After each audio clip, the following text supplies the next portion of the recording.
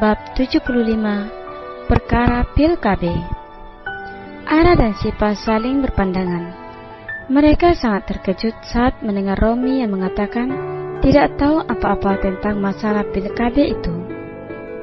Sipa menatap Romi kembali dan menarik napas dalam-dalam. Benarkah Romi tidak ingat saat dia memberikannya pil penjaga kehamilan? Apa kamu ingat? Selalu memberiku sebuah pil putih kecil-kecil dan mengatakan bahwa aku harus meminumnya setiap hari. Kamu mengatakan bahwa itu vitamin. Dan saat itu, aku belum tahu apa-apa tentang alat kontrasepsi. Ada yang berbentuk pil seperti itu. Aku percaya padamu begitu saja. Nyatanya, aku tidak kunjung hamil sampai setelah aku meminta cerai darimu, Mas. Jedor. Romi sangat terkejut mendengar hal itu. Dia benar-benar tidak tahu apa-apa tentang pil KB yang diberikan kepada Sipa. Tidak mungkin. Romi menggeleng cepat, menahan segala rasa yang tiba-tiba membuat hatinya sakit. Tapi itulah kenyataannya, Mas. Kamu tidak menginginkan anak dariku. Ucap Sipa menahan emosi dan kecewa. Romi tidak mau melihat wajah Sipa. Ia hanya bisa menunduk. Vitamin itu sebenarnya bukan aku yang membelinya. Memangnya siapa? Tanya Ara. Sipa terlihat menautkan jemarinya, menahan segala gejolak rasa yang berkecamuk di hatinya saat ini. Obat itu yang memberikan. Romi menjeda ucapannya. Rasanya begitu sulit untuk mengatakan siapa yang telah memberikan pil itu. Apakah ibu?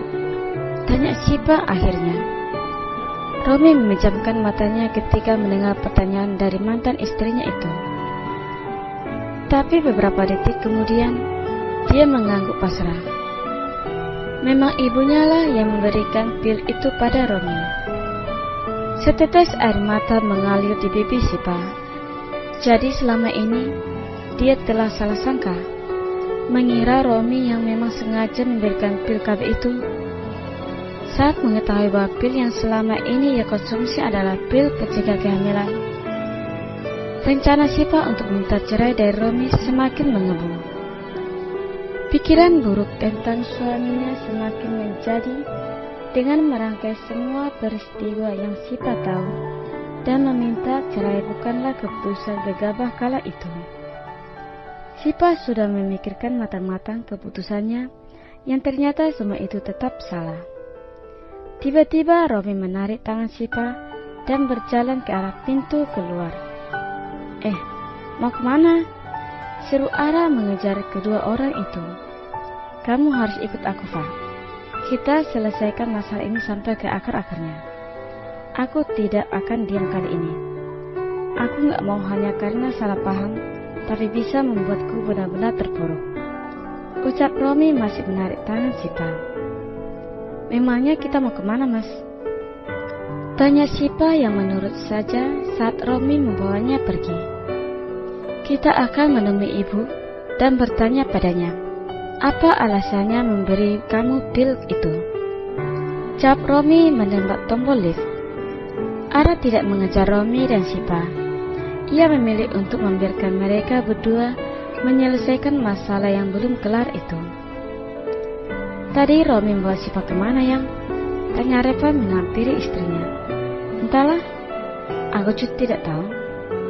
Tapi mudah-mudahan malam ini masalah mereka bisa usai dan semuanya jelas. Cium pipi istrinya gemas.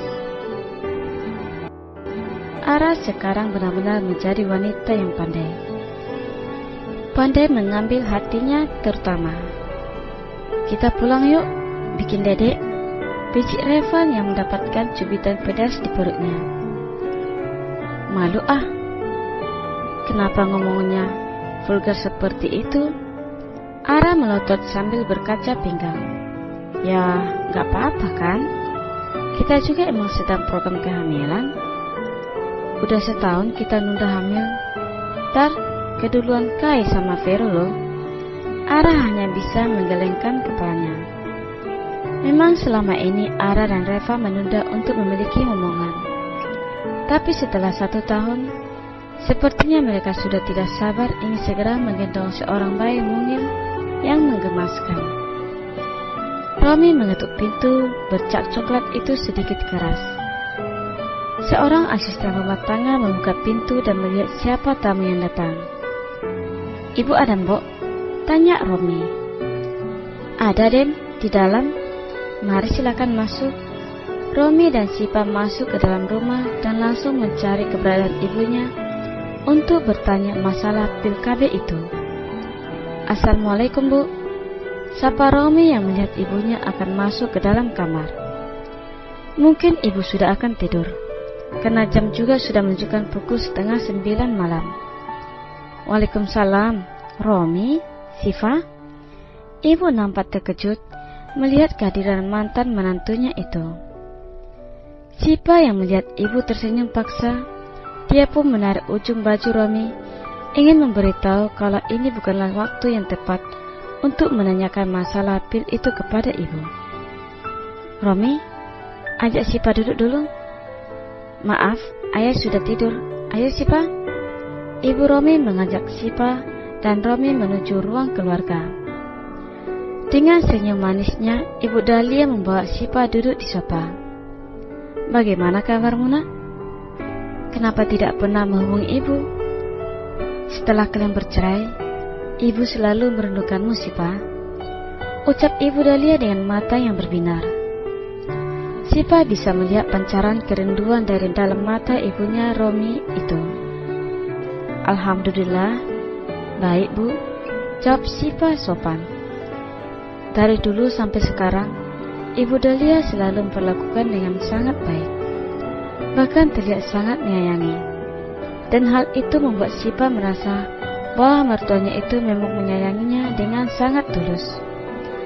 Romi yang melihat interaksi kedua wanita yang sangat berharga di hidupnya benar-benar merasa tidak mengerti sama sekali. Ibunya memang sangat menyayangi Sipa, tetapi kenapa ibu memberikan pil KB pada Sipa?